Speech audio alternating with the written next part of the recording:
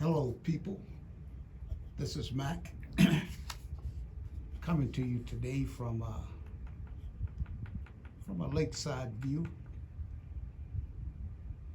of Lake Tarpon. Such another beautiful day. I have no complaints about this day. It's a good 73, 74 degrees. But it was something that came to me over the weekend. Just kind of bothered me because I've experienced something quite similar to that many times in my lifetime. But we think that racism is dead. You hear people saying that. And you hear a lot of people say, oh, I don't see any color. You hear whites saying that. Now you hear a lot of blacks saying, oh, I don't see any color. But Mark Curry, the comedian, was profiled at a Wyndham hotel in Colorado Springs, Colorado. Now, Colorado has been in the news media quite a bit over the last week or so.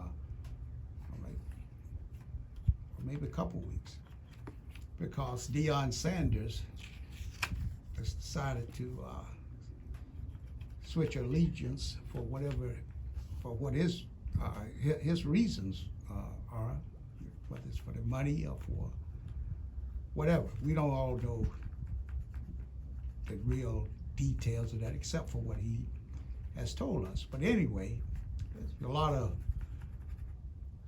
media speculations and etc. But some people began to walk back the things they said about Deion Sanders. But we're here today to talk about Mark Curry and his episode out there at the Wyndham Hotel in Colorado Springs. Now, I've stayed at a hotel in Colorado Springs,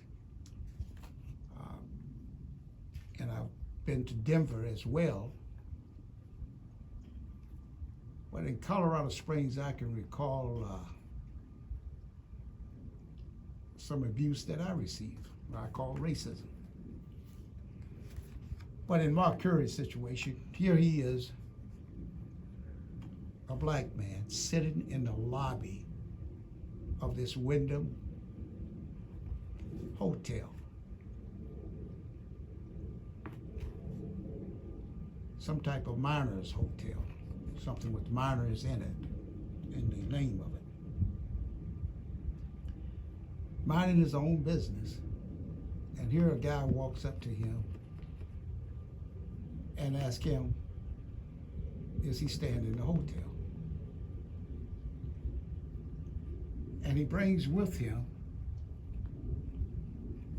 a young black African American or Hispanic or fellow with him, who stands in the background while this guy confronts Mark Curry. I'm sure that you may have seen that video, because it is, if you haven't seen it, you can surely see it on YouTube. But this is typical profiling. And Mark Curry asked a question, said, well, have you asked those other people sitting over there for their ID? You asking me for ID. Have you asked them for their ID? Or why are they staying in this hotel? So why are you asking me? Because I'm the only black man sitting here? And I mean, this went on for quite a while, this bantering. And this guy, of course, I mean, if the guy had tried to accost Mark, he could have just pushed him with his finger and the guy would have fell over, because he was a very lightweight guy. But that's why he had the black guy with him, I guess, to intervene with him. And they even So Mark got up and said he's going to his room, you know. So he got up and started going to the bathroom. So he got up and started walking, and these guys following him. So he asked the people at the front desk, why are these guys following me? He said, maybe I should call the police. And then this little white blonde female behind the desk asked him, said, well, are you a guest in this hotel? What room are you in? He looked at her and said, well, didn't you check me in?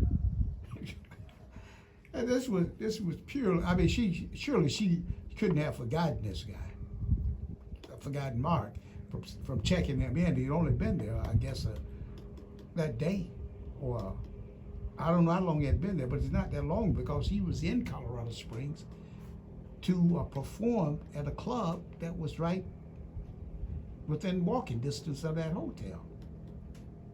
So I'm sure that she recognized him. And this other guy that stood around there, he said nothing. When they could have very well handled that much more professional than what they did. Now, I'm going to tell you, if I was Mark, they came up, I understand they offered him a free room, he won't be charged for his room there, and they'll give him a comp room for the next time he's there, or anytime he want to use it for free, blah, blah. But I wouldn't accept any of that stuff. I just talked to my lawyer and I will file a racial discrimination and harassment suit against that hotel. I mean, that's what I would do. Now, because he had everything right there on video, and nothing more blatant than that, and nothing more obvious than what you can see. But then again, they can do anything they want to. You know, you take the time they had the video of Rodney King getting beaten out in L.A. by the L.A. police. 5 or 6 of them just whacking away at him. And all of it, nobody got found guilty. They were all acquitted. So even though the jury had a video right there, they could see exactly what was happening. But I've experienced things like that similar to Mark, and I hope he prevails in whatever he decides to do. I can recall being at a hotel in Puerto Rico back in 2017, 2015, somewhere around that time. And I was up in you got a ticket to eat breakfast at the hotel. I believe it was a Howard Johnson hotel.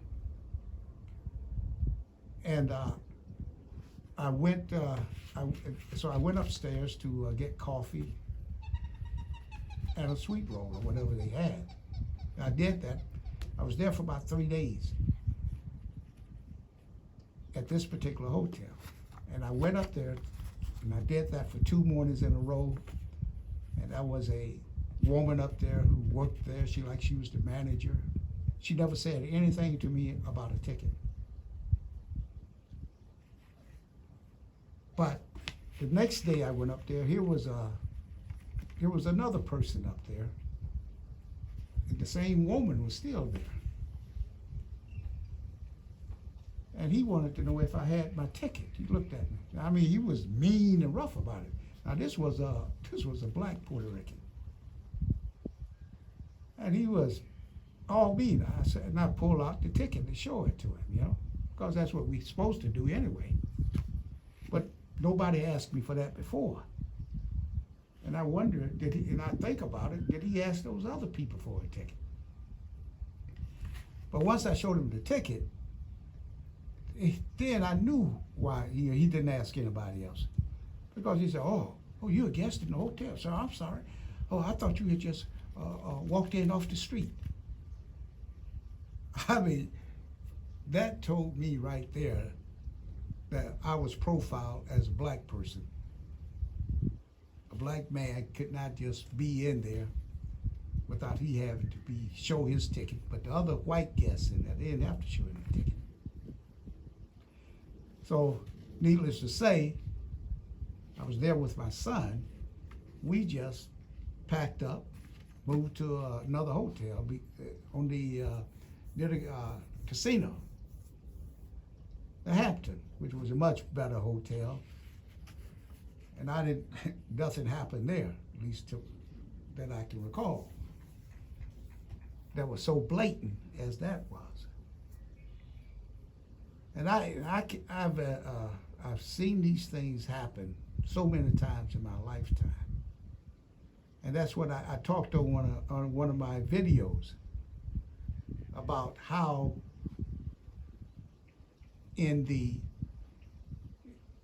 one of my most recent videos, how back in the post-slavery days during the Reconstruction period, how they came up with all of these different laws and everything, where blacks were black codes they call them, standing around on a corner or somewhere, or just being nonchalant. The police came and they would arrest them for vagrancy, and they would charge them for that, and they would probably receive up to a year in jail. And in the meantime, they would loan them out to the farmers. They wouldn't get paid, but the county would get paid, or the state, the city, or whatever. But these people out there would not get paid. I mean, the one that was doing the work. So that's the same thing here. Here we got another. We go back, I told you about the stop and frisk that's happened from the 1980s on, 1970s on. The stop and frisk. It's the same thing. Blacks stand around on the corner. They just pull up to you. Hey, boy, get up against the wall. They doing it to this very day. They do the same thing to young black men. So this is an ongoing situation in America, scenario that happens. Here, somebody did not like the looks of Mark Curry, so they profiled him. They'll send their little security quasi maintenance guy. That's all he really was a maintenance guy who changed light bulbs. And then the other boy that came out there with the black one, he looks like he might have been the table buffer. I mean, but they didn't have a real security there. So they sent him out there to harass Mark, when they could have very well have gone back and looked at their videos. And they would have seen that he had come in that hotel. And they have seen when he came out of his room. They got the cameras all over the place now. Everywhere. Anywhere you go, they got cameras. I'm going to tell you that. But this is the same thing that blacks in this country, racism is not dead. And until we, as a people, can begin to build our own, and just don't worry about going to those type of places, unless we absolutely have to. Not that we can't go there, but what we have to do is continue to be vigilant and continue to file lawsuits. I've seen these things happen I go to a park near where I live right now. And when I go through and I walk through these trails, sometimes I see the ranger come through there. Oh, there's a golf cart. For no reason at all. Because someone has alerted him there's a black man walking in the park. And then other times, I've seen the sheriff pull up, and they would do exactly the same thing. They'll come up around the area where I am, and And I saw him one time, he was hiding behind a clump of trees, trying to verify whether or not, trying to see what I was up to. So these things are alive and well in this country, people. And I'm telling you, it's up to us to be vigilant and to do what we must do to stop it. Whatever we can, whether that's lawsuits, complaints, or whatever. Well, we'll talk to you again. Don't forget to subscribe, and we hope to speak with you again real soon. And comment. Give me some comments. Let me know some of the situation and things that's happened to you. Have a great day.